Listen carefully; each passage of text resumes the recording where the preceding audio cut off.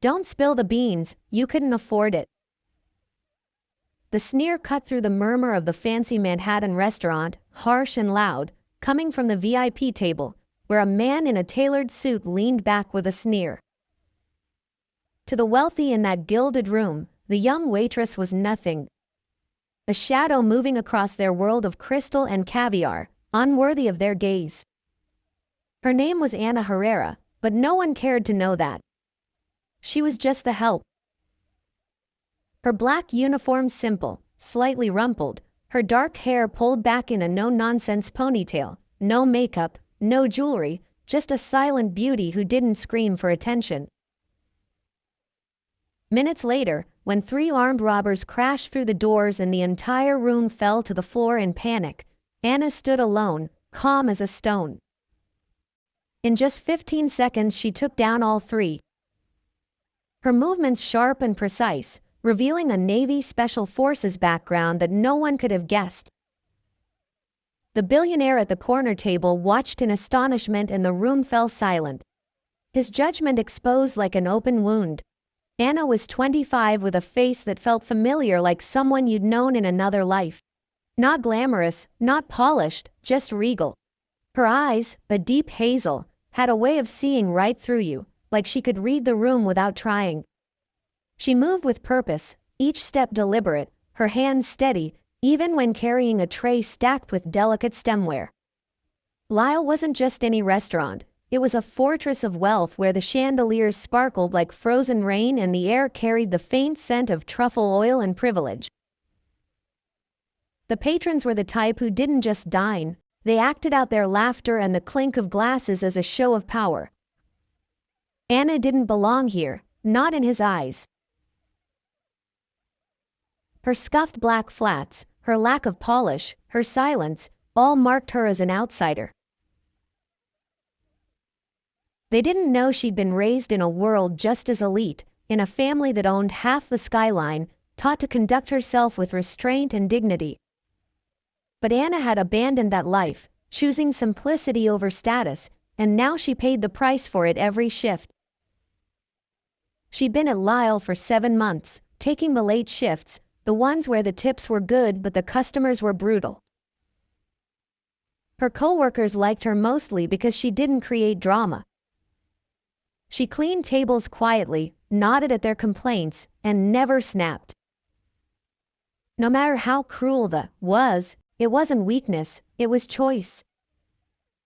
Ana had seen real stakes, places where one false move cost lives, not just egos.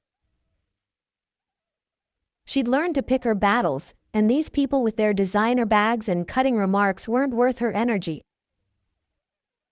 But tonight the air felt heavier, like the world was holding its breath. The VIP table was louder than usual, their voices carrying over the smooth jazz playing in the background. Ana moved around the room, her tray balanced, her face empty, but her eyes never missed a thing. The man she'd sneered at over the burgundy was Ricardo Bance in his mid-50s, with slicked back gray hair and a gold Rolex that caught the light whenever he gestured. He was a hedge fund king, the kind who would talk about market volatility as if it were a personality trait. His wife, Candela, sat beside him, her tight red dress, her lips glossy, her smile sharp enough to cut glass. She was the type who would compliment you on your shoes while making sure you knew they were cheap. Across from them sat Diego, a crypto guy with a tan too perfect for New York winters, and his girlfriend Laura, whose blonde highlights and diamond earrings screamed new money. They were the worst kind of tabletop guy, loud, pretentious, and eager to make anyone feel small. Ana was his favorite target.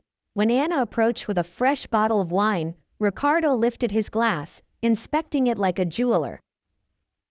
"You missed a spot," he said, pointing to an imaginary mark. "I guess they don't teach cleanliness in that little town you crawled out of." The table laughed. Candela's giggle was the loudest. Ana paused, her fingers brushing the neck of the bottle, then set it down with a soft clink. "I'll get you a new glass," she said, her voice even, her eyes steady. She turned away, but not before Laura leaned toward Diego, loud enough for Anna to hear. "He has no class. I bet he's never been in a place like this except to mop floors." Anna's shoulders didn't tense. Her step didn't falter, but her hand lingered on the edge of her tray. Knuckles pale for just a moment. The manager, Gregorio, was no better, a thin guy with a permanent sheen of sweat on his brow. He was always lurking, trying to keep the big spenders happy. He caught Anna by the elbow as she passed through the kitchen door. His voice low but gruff. "Stay away from the billionaire's table. He doesn't need you bumping into him." He jerked his head toward the corner where Santiago Colton sat alone.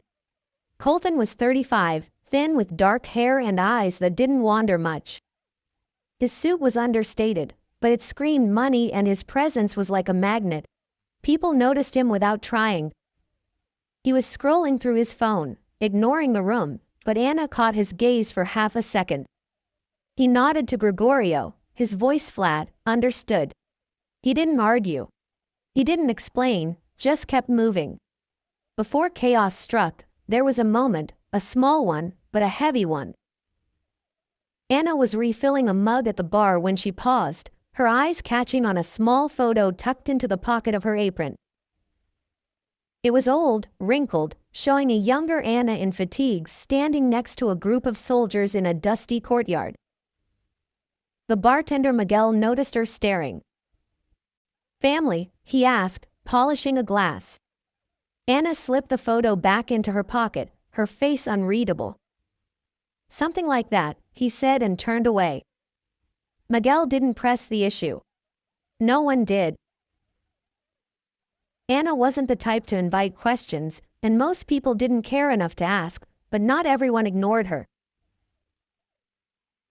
A full-on hostess, a 22-year-old with a sharp tongue and a habit of fawning over wealthy guests, caught Anna at the bar later that night. She was twirling a lock of her hair, her eyes gleaming with something evil. "You know, Anna, you should smile more. You're lowering the vibe. No one wants a somber waitress serving their $500 dinner." Jenna's voice was loud enough to draw a few glances from nearby tables. Anna set the pitcher down, her movements slow, deliberate. "I'm here to work, not to perform." Her tone was calm but firm. Jenna smirked, undaunted. "Yeah, well, maybe if you tried harder, you wouldn't look like you just rolled out of a shelter."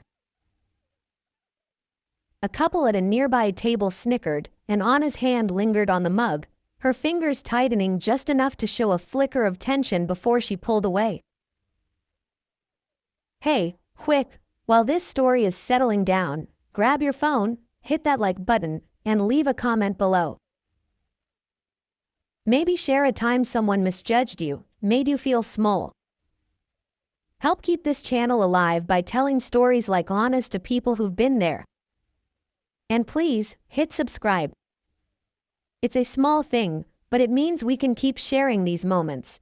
It's for real. Okay, back to what happened. The night was wearing on, the restaurant buzzing with its usual mix of swagger and wine as the front doors slammed open. 3 men in black ski masks burst in, their boots pounding on the polished floor, guns raised high. "Everybody get on the floor," the leader shouted, his voice raspy, as if he'd smoked a pack a day for years. The room erupted into chaos. Glasses shattered as guests dove under tables, their expensive suits and dresses trailing through the spilled wine. Ricardo Banz yanked Candela down, his Rolex catching on the tablecloth, ripping it. Candela let out a high-pitched scream, clutching her purse as if it were her lifeline. Diego was already on his knees muttering, "Take whatever you want, just don't shoot." Laura's pits were thick, her mascara running down her face.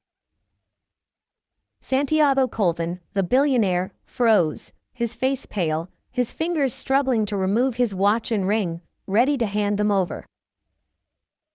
Anna stood in the center of the room holding a tray of empty glasses. She didn't drop it, she didn't scream. She just stood there, her eyes scanning the robbers. 1, 2, 3, like she was counting out exits.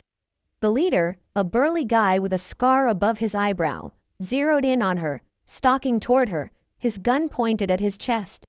"What's wrong with you? Get on the floor," he barked, his voice echoing. The other two robbers were yelling at the guests, waving their weapons, demanding purses and jewelry. A woman at a nearby table, her pearls clutched tightly, whispered, "She's crazy. Why isn't she moving?"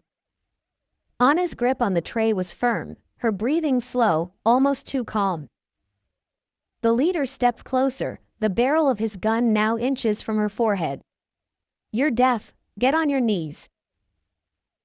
As the leader loomed over her, a guest at a nearby table, a middle-aged woman in a velvet blazer, hissed under her breath, "He's going to ruin this for all of us." Her voice was low but venomous, her eyes darting between Anna and the gun. She gripped her husband's arm, her manicured nails digging into his sleeve. "Why can't he just do what they say?" Her husband, a bald man in a silk tie, nodded. His whisper was sharp. "He's a nobody. He's going to make us shoot." Anna's face didn't change, but her fingers adjusted the tray slightly, her knuckles brushing the edge. The tension in the room was suffocating, the air thick with fear and judgment, every glance directed at Anna, blaming her for daring to stand. Ricardo Bands, half hidden under his table, hissed through clenched teeth. "Don't be stupid, he'll shoot you." His voice was shaking, but it carried that same sneer, as if Anna were an idiot for not obeying. Candela, her face twisted in panic, snapped, "Are you going to get us all killed?" Diego, still on the floor, added, "Don't drag us down with you, idiot." Laura's voice was a whimper, but it cut just as deep. "She's a nobody. Why is she acting like she's something?" The room was a storm of fear and loathing. Every eye on Anna, judging her, blaming her. They didn't want her to fight, they wanted her to break, to prove she was as small as they thought. Anna didn't break. She exhaled slowly and deliberately, her eyes locked with the leader's. In one smooth movement, she shifted her weight, stepping just out of the gun's line of fire. Before she could react, he grabbed her wrist. He twisted it hard and the gun hit the floor with a crash. Her elbow came down fast, catching her jaw, and it fell like a sack of flour. The tray in her other hand didn't even flinch. She set it down on a table. Her movements precise, as if she were just cleaning a plate. The room gasped. A collective. What just happened? Rippling through the air, the other two thieves froze. Their weapons still raised, but their confidence cracked. Anna stood there, her stance loose but ready, her eyes never leaving them. In that frozen moment, a waiter named Antonio, who had always been friendly with Anna, crept up from behind a table, his face pale. "Anna, stop," he whispered, his voice shaking. "Are you making it worse?" He was young, barely 20, with a nervous habit of tugging at her collar.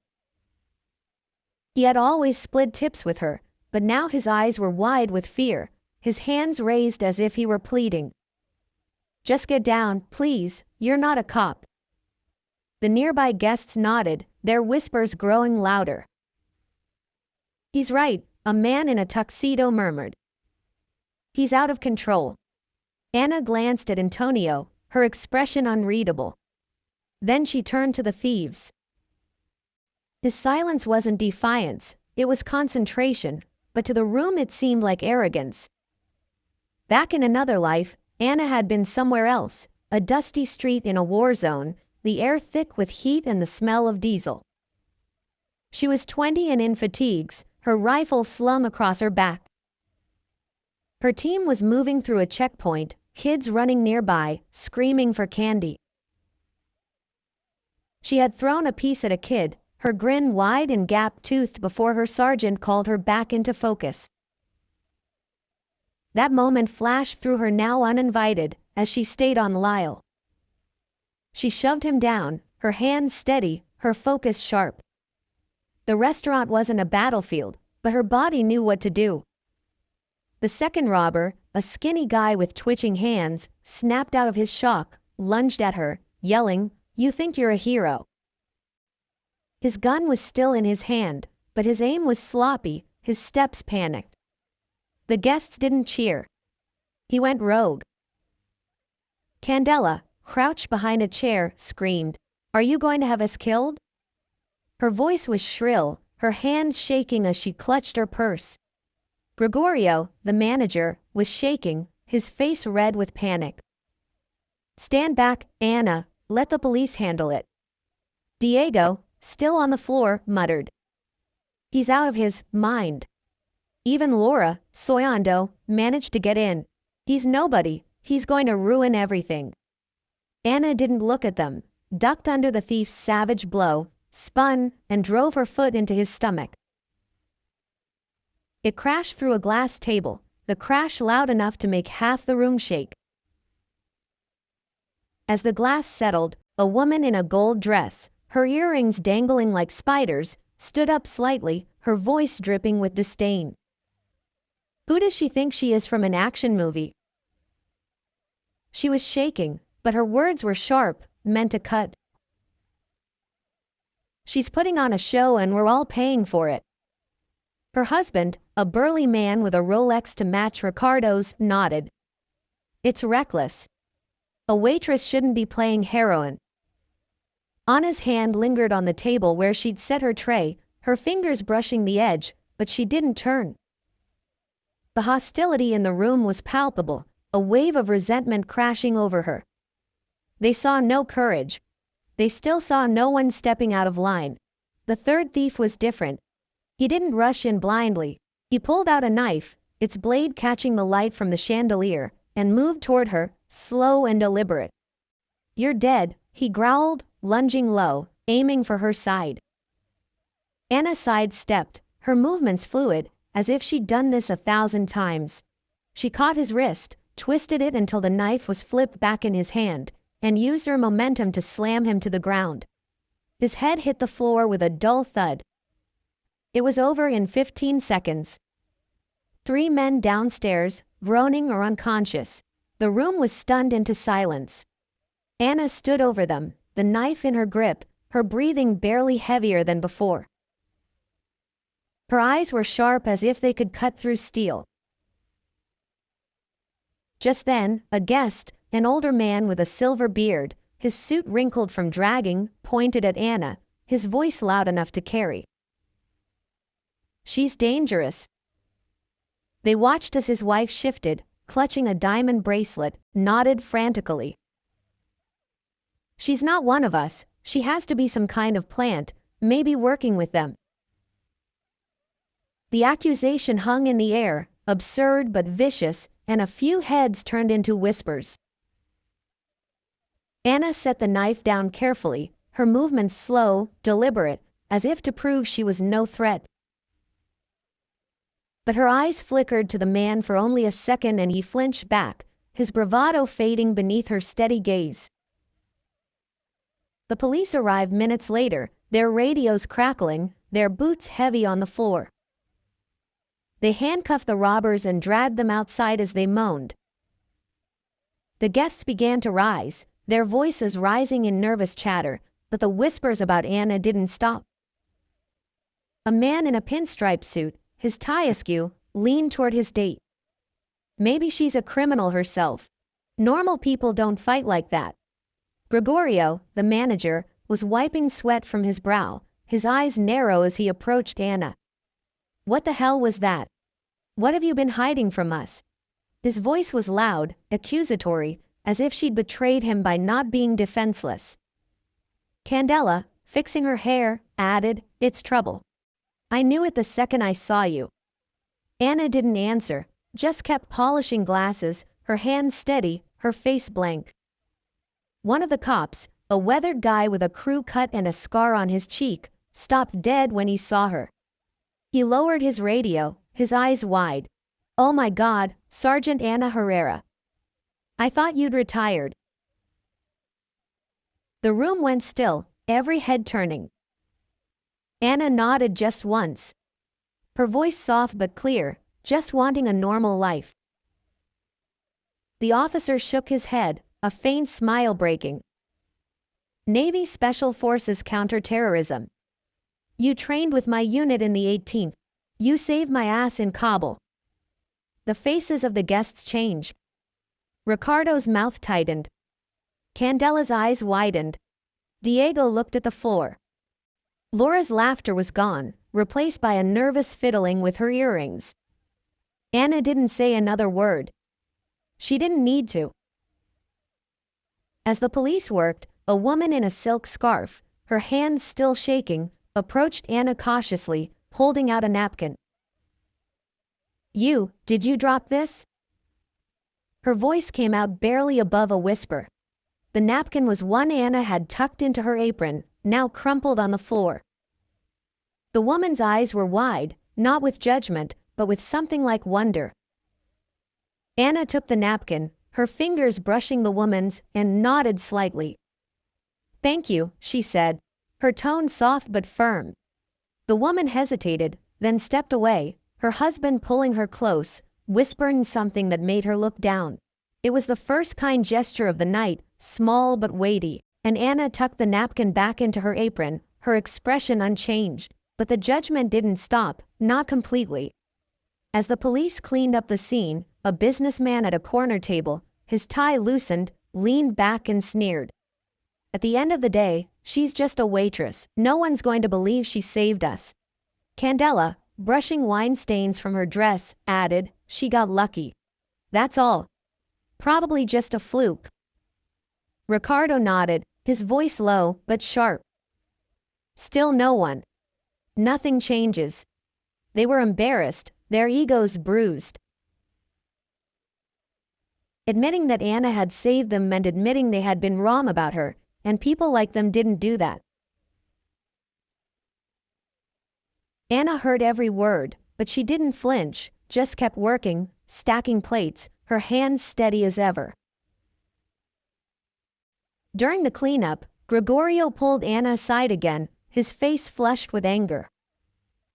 You could have sued us, he snapped, his hands gesturing wildly. Do you think you're some kind of vigilante? You're fired, Anna. Take your things and leave. The room quieted, heads turning. Anna set down the stack of plates she was holding, her movements slow, deliberate. Are you sure about that? She asked, her voice low, her eyes locking with his. Gregorio hesitated, his bravado crumbling under her gaze, but he doubled down. Did you hear me outside? A few guests grinned. Smugness, Ricardo stood between them, as if Anna's defiance only proved his point. He didn't argue, just picked up his tray and walked backward. His steps even, his silence louder than any protest. Santiago Colton, the billionaire, hadn't spoken through it all. He'd watched his eyes follow Anna's every move, his face unreadable. Now he stood, brushing off his suit, and walked toward her. The room watched, holding its breath, as he paused before her, his presence filling the space like a storm cloud. I don't see a waitress, he said, his voice low, but carrying to every corner of the room. I see the only person here who kept her nerve. He extended his hand. Anna looked back at him, her expression calm but searching. He shook her hand, his grip firm, his eyes never wavering. From today on, he said louder, raw, I'm appointing you head of security for my corporation. A murmur ran through the room. Ricardo's jaw dropped. The candlelight glass slipped, spilling more wine. Diego looked away, his face red. As Colton spoke, a young busboy, barely 18, who had been hiding behind the bar stepped forward, his hands shaking. I saw what you did, he said to Anna, his voice cracking but loud enough for the room to hear. You saved all of us. His eyes were wide, his face flushed with admiration. The guests shifted uncomfortably, some looking away, others staring at the guy as if he'd betrayed them. Anna met his gaze, her expression softening for the first time that night. She nodded just once and said, "Just doing my job." The helper swallowed hard, then leaned back. His courage spent. The moment hung in the air, a crack in the hostility in the room, but it didn't last. The next morning, headlines hit like a tidal wave. Billionaire picks waitress as head of security after robbery. The story rippled across social media. Security footage of Lyle leaked online. Anna's takedown was replayed in slow motion. Her face calm, a stark contrast to the chaos around her. The comments were endless. Some called her a hero, others held on to their doubts, but the truth was out there. Ricardo Band's hedge fund took a hit when a viral post pointed out his mockery of the Bordeaux. This guy made fun of the woman who saved his life. She read the caption with a clip of her smug face. Her firm issued a panic statement, but customers were already retreating, their confidence shaken. Candela's charity gala, scheduled for next month, lost its sponsor PRPAL after her dollar store comment went viral. The backlash was swift. Her socialite friends distanced themselves, their texts going unanswered. A week later, Anna walked into a boardroom for her first day as head of security. The executives, all in tailored suits, hushed as she entered. One of them, a man with a slick smile, had been at Lel that night, sitting near Ricardo's desk. He had laughed at Candela's dollar store snub. Now he rose to offer her a chair, his hand shaking slightly. "Miss Herrera," he said, his voice overly polite. "We're lucky to have you." Anna nodded and took the seat without a word. Her desk held that same crumpled photo, now in a small frame. He didn't mention her. He didn't need to. The difference in the room was new, but his steady gaze was the same. Diego's crypto startup didn't fare much better. A tweet from a tech blogger with 1 million followers read, "Crypto bro made fun of a Navy veteran who saved his ass. Investors, are you okay with this?" His funding round stalled. His inbox was flooded with demands for explanations. Laura, who had made fun of Anna's shoes, went silent online, her Instagram locked after screenshots of her comments spread. The fallout wasn't loud or dramatic, just the silent weight of the truth catching up. Anna didn't see most of it. She was already at her new job in a fancy office high above the city, her desk empty, except for that same crumpled photo of her in fatigues. She didn't talk about the headlines, didn't post about the attention, just did her job, same as always. At a security meeting, one of Colton's assistants, a young woman with a nervous smile, approached Anna after the meeting. "I was at Lyle," she said in a low voice, her hands twisting together. "I didn't say anything that night, but I saw how they treated you. I'm not sorry." Anna looked at her, her expression unreadable, then nodded. "It's over," she said, her tone gentle but final. The assistant hesitated. Then she handed Anna a small card with a handwritten note. "Thank you." Anna tucked it into her pocket next to the old photo and walked away. The gesture was small, but it landed like a stone in still water, rippling through her silence. But something had changed. The way she moved around a room now, the way her eyes scanned for threats, was no longer invisible. People noticed, deferred to her voices quieter when she spoke. In meetings her suggestions carried weight, her presence enough to change the mood. As Santiago Colton walked by, his nod toward her was enough to silence the chatter. She was no longer just the woman who had taken down 3 burglars, she was the woman who had changed the room without a word. Her silence was no longer weakness, it was power. Years ago, Anna had abandoned that life. Medals pinned to a uniform she had packed, missions she would never speak of, a weight she did not want to carry. She had chosen a small apartment, a quiet job, a life where she did not have to be a hero.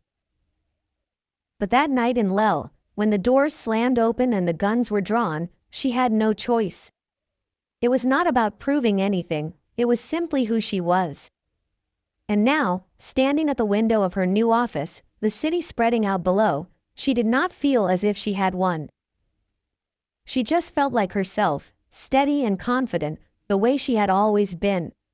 One afternoon, as Anna was leaving the office, a street vendor outside the building shouted at her, holding up a cheap bracelet. "For you, ma'am," he said with a wide smile. The moment hit her like a wave.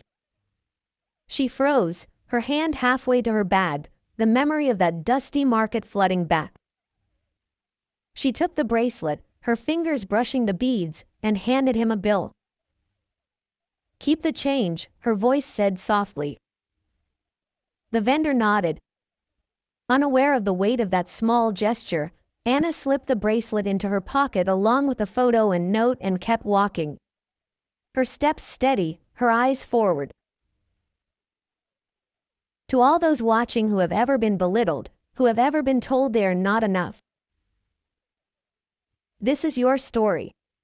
Do you know what it's like to stand tall when the world wants you small? You're not wrong for it. You're not alone. You've carried the weight and you're still here. Where are you watching from?